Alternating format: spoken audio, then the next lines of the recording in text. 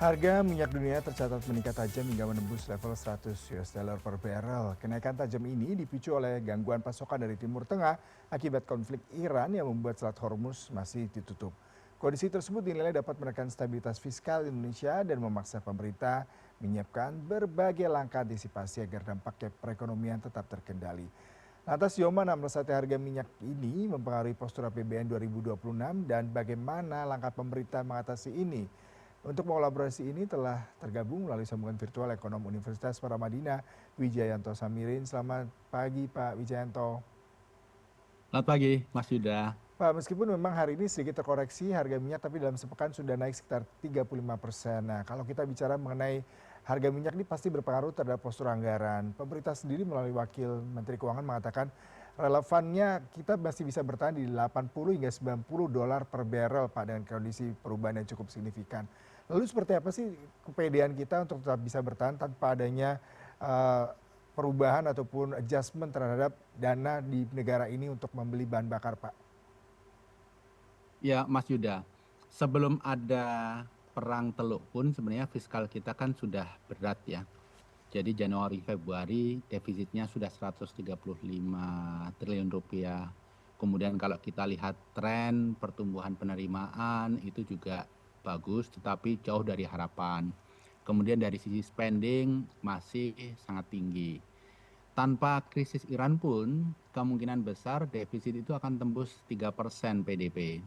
Jadi krisis ini membuat situasi semakin rumit bagi Indonesia. Jadi menurut saya memang pemerintah perlu segera mengantisipasi aspek fiskal ini. Salah satunya menurut saya menyiapkan strategi pemberian subsidi. Hmm. Karena apapun itu, subsidi tetap harus diberikan supaya tidak menimbulkan lompatan inflasi yang dampaknya lebih buruk. Ini kalau inflasi melejit, daya beli melemah, penerimaan negara turun, ekonomi akan melemah juga pertumbuhannya. Jadi subsidi tetap harus diberikan, tetapi adaptif. Pengertian adaptif ini menurut saya target nilai subsidi selama 1 tahun sudah dipatok. Kemudian distribusinya disesuaikan dengan kondisi di lapangan. Diberi fleksibilitas harga pertalite, biofuel, untuk biodiesel, untuk naik, nggak masalah, asal diperkirakan masih affordable bagi masyarakat, terutama kelas menengah. Jadi Mas Yuda, pertalite ini kan dikonsumsi oleh masyarakat kelas menengah, yang mereka ini sebenarnya merupakan soko guru Ya. konsumsi ekonomi kita. Jadi daya belinya harus dijaga. Hmm.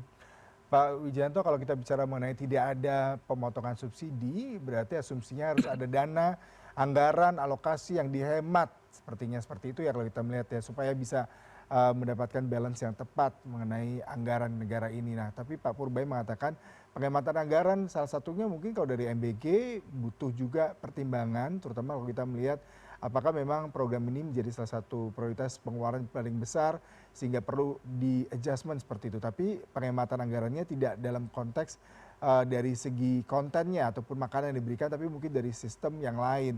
Bagaimana Anda melihat apa saja sih penghematan dari pos-pos apa saja yang ideal bisa dilakukan dalam waktu singkat ini, Pak? Saya rasa kalau menghadapi situasi sedramatis ini, kemudian penghematannya hanya sifatnya efisiensi, itu tidak akan ngejar Mhm. penghematan yang didapatkan dengan Ya. tambahan pengeluaran yang luar biasa. Jadi menurut saya, mau tidak mau pemerintah harus melakukan penghematan yang dramatis.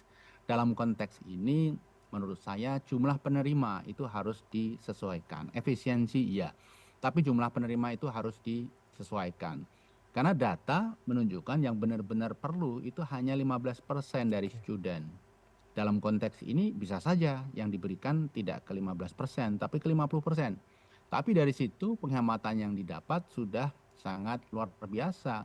Kemudian dari program lain seperti Koperasi Desa Merah Putih, belanja infrastrukturnya, fasilitasnya, kalau perlu ditunda dulu, alutsista yang luar biasa besar. Kalau perlu ditunda dulu, bahkan dipangkas, dikurangi. Jadi itu menurut saya yang patut dilakukan oleh pemerintah. Kembali, Mas Yuda, tanpa perang Iran pun kita defisitnya akan luar biasa. Kita akan menerbitkan surat utang luar biasa tahun ini. Dan sekarang kita menghadapi situasi di mana surat hutang kita mulai tidak dikejar-kejar oleh investor. Bahkan terakhir kali kita menerbitkan Eurobond karena euro lebih laku. Kenapa tidak ada currency risk? Tetapi bunganya 5,5%, tinggi sekali. Jadi kita harus hati-hati. Ya, defisit kita harus cari solusi, tetapi solusi berupa penerbitan surat utang itu juga kita harus hitung daya serap pasarnya. SBN yang rupiah sekarang coverage ratio-nya itu hanya 1,3 kali. Jadi jumlah peminat dibandingkan jumlah yang dibutuhkan selisihnya tidak terlalu besar. Ini berbeda dengan apa yang terjadi tahun lalu. Pak, kalau saya baca ini kita seandainya mencapai level $92 per barrel, defisit anggarannya bisa mencapai 3,6% dari PDB. Nah, tapi menjadi menarik adalah ada yang mengatakan ketika memang minyak naik, harga sejumlah komoditi lain juga ikut terkerek naik. Mungkin seperti batu bara, timah, dan lainnya, tapi sayangnya tidak terlalu signifikan nih Pak. Berarti yang paling penting sekarang adalah efisiensi, begitu Pak. Lalu efisiensi apakah memang dalam waktu dekat ini bisa cukup signifikan ataukah memang perlu dilihat dulu mana yang menjadi prioritas yang harus segera dilakukan? Menurut Bapak seperti apa? Ya, mekanismenya tidak sesederhana itu ya. Jadi memang ada komoditi yang harganya naik. Ya, kemudian minyak LPG yang kita import harganya melejit. Di luar itu eh, apa kita juga melihat situasi global yang dinamis sehingga risiko global makin tinggi, ada potensi capital outflow dari Indonesia, cost of fund berbisnis di Indonesia itu makin tinggi. Jadi ini juga harus kita perhitungkan sebagai komponen kenaikan biaya.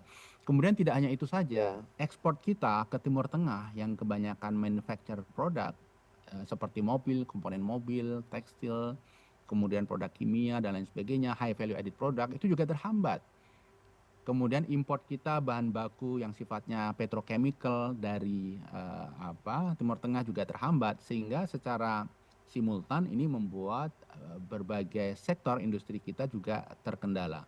Jadi menurut saya impact dari apa yang terjadi di Teluk itu akan lumayan besar, tidak seperti yang digambarkan oleh sebagian kalangan bahwa ini akan sederhana, ini akan segera berakhir dan lain sebagainya.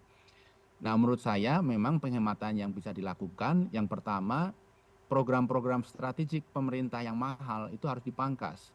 Karena itu akan mengirim sinyal kepada rating agency, kepada investor bahwa kita betul-betul menjalankan disiplin fiskal. Jangan sampai pemangkasan untuk program-program mahal tidak dilakukan, tetapi pemerintah berhutang, menerbitkan surat hutang untuk membiayai subsidi energi. Nah, investor akan melihat ini sebagai inkonsistensi. Mereka akan melihat bahwa Indonesia tidak menerapkan disiplin fiskal. Mhm. Pak, kalau yang menarik adalah perlu adanya di satu sisi kepercayaan diri negara, tapi juga perlu ada langkah solutif fiskal seperti apa yang harus dilakukan.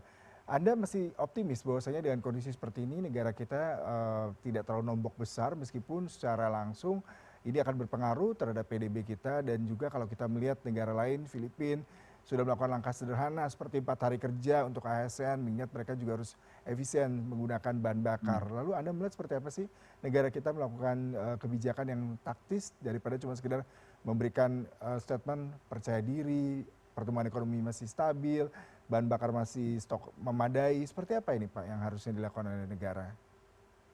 Ya, kalau kita bandingkan dengan Filipina, posisi kita memang jauh berbeda ya. Filipina itu sama sekali tidak mempunyai sumber energi. Mereka hanya punya geothermal, itu pun sangat kecil. Kita mempunyai geothermal, kita mempunyai coal, kita mempunyai oil, LPG dan lain sebagainya. Tetapi memang jumlahnya relatif tidak luar biasa besar ya untuk menutup kebutuhan konsumsi dalam negeri kita. Jadi menurut saya selain komunikasi yang tepat, pemerintah juga harus mulai menyusun rencana strategis jangka pendek, jangka menengah, dan jangka panjang. Terkait komunikasi, saya ingin highlight dulu. Ketika krisis Iran terjadi, itu Perdana Menteri Lawrence Wong, Perdana Menteri Singapura, itu kemudian berpidato di depan khalayak mengatakan bahwa kita akan menghadapi masa sulit, pemerintah akan mengalami defisit anggaran, be prepared. Nah, komunikasi seperti itu yang kita perlukan. Jelas transparan, jujur. Nah, sementara di Indonesia justru para menteri berusaha meninabobokkan dengan mengatakan kita tidak akan menghadapi masalah, kita masih punya cukup anggaran, kita masih punya cukup cadangan BBM dan lain sebagainya. Tentunya jawaban-jawaban seperti itu justru membuat masyarakat tidak percaya, membuat dunia bisnis juga bingung. Nah, saya mengapresiasi apa yang disampaikan oleh Pak Prabowo barusan, yang beliau mengatakan kita akan menghadapi masa sulit, kita harus kencangkan ikat pinggang, harus berhati-hati dan lain sebagainya.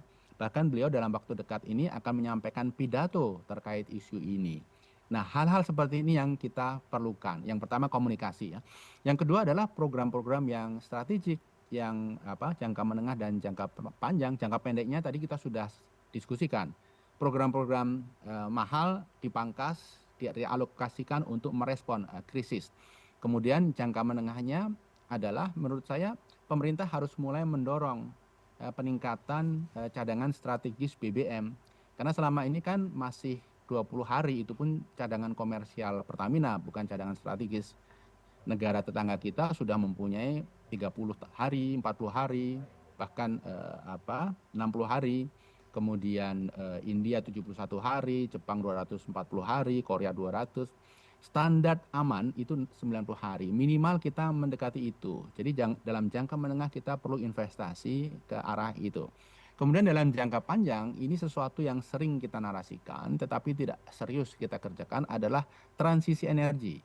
Dari energi fosil yang kebanyakan kita import menuju energi renewable. Apakah basisnya geothermal, kemudian solar, angin, kemudian CPO, tebu dan lain sebagainya. Itu ide-ide bagus yang harus dimulai. Ini sebaiknya menjadi momentum karena begini Mas Yuda, ke depan itu kebutuhan energi kita makin tinggi. Kita akan semakin tergantung kepada import. Kemudian yang kedua, pada saat yang bersamaan kalau kita melihat tren dinamika global, geopolitik global itu ke depan akan semakin dinamis. Baik, Pak Wijayanto sangat insightful. Beberapa poin tadi saya bisa highlight terkait dengan bagaimana pemerintah memberikan komunikasi yang transparan dan tepat, pemilihan renewable energy ke depannya sebagai suatu hal yang memang keniscayaan yang tidak bisa dipungkiri. Kemudian juga bagaimana negara bisa mengedepankan postur anggaran dengan pilihan pil pahit mungkin boleh jadi melakukan negosiasi kembali terkait dengan sejumlah kebijakan-kebijakan dan juga anggaran yang cukup besar yang menyita APBN dibandingkan dengan kondisi ekonomi global yang berpengaruh terhadap kondisi dalam negeri. Terima kasih Bapak untuk pembicaraannya pagi hari ini. Salam sehat selalu Bapak.